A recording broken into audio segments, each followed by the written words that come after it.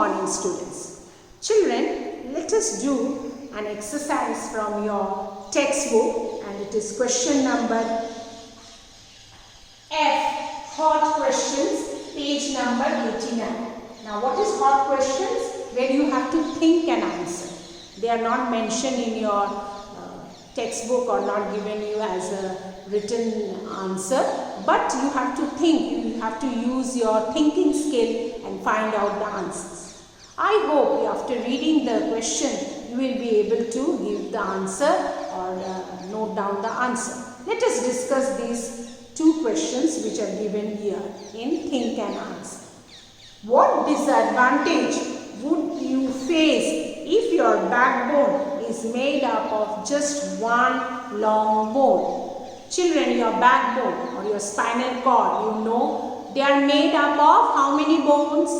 Do you remember how many bones are there in your vertebral column? Yes, I think you remember. It is 33 small bones called vertebrae.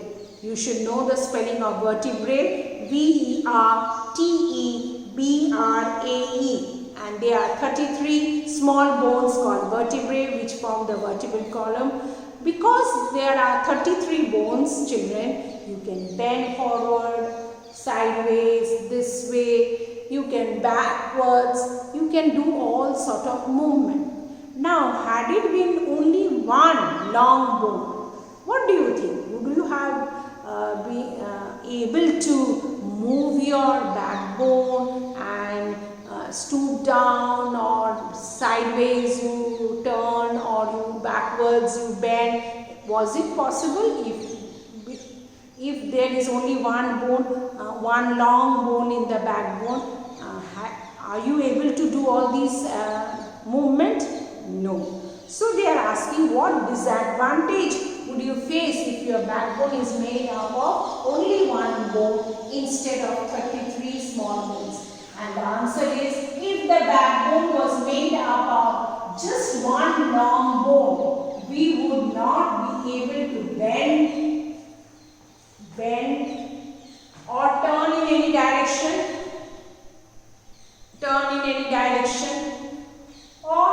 and move as we do. Even backwards also, you are moving, so it would not have been possible if it was made of one bone, single bone.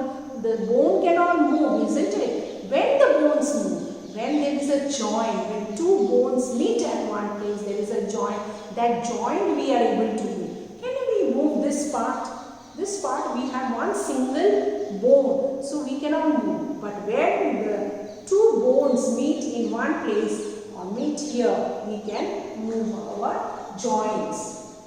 Coming to the second question which is given here, imagine your neck joint to be a hinge joint. As you just now I told you, when two bones meet at one place, they are called joint. So suppose your neck was a hinge joint, what kind of a movement would you find very difficult to move? As you know that your neck, tell me children, your neck is actually what type of joint do you have in your neck? Yes, I think you remember, it is pivot joint. Okay, so pivot joint is found between the skull and the first two vertebrae of the spine. First two vertebrae. That's why we can move our neck forward, backward, sideways, isn't it? So the uppermost vertebrae in the neck, it is called atlas. Okay, and we can move our head sideways, upward, backward because of this pivot joint. But children, had it been a hinge joint, as you know, hinge joint is like a door. You can move only in one side, okay, open in one side and move in only one direction. So, had it been like knees or elbows, in this way. Can you move your elbow in this way? In the other side? No, you cannot move. Can you move this to this part and this to this part? It is only this one side movement is possible. So had it been neck in one side, hinge joint, only this side. No bending this on back. Okay? So clear? If our neck has a hinge joint, we cannot move our head sideways, upward or back. So it would upward or downward, upward, downward. You would have not moved only one side, na? So it would have moved in only one side. So no sideways, nothing.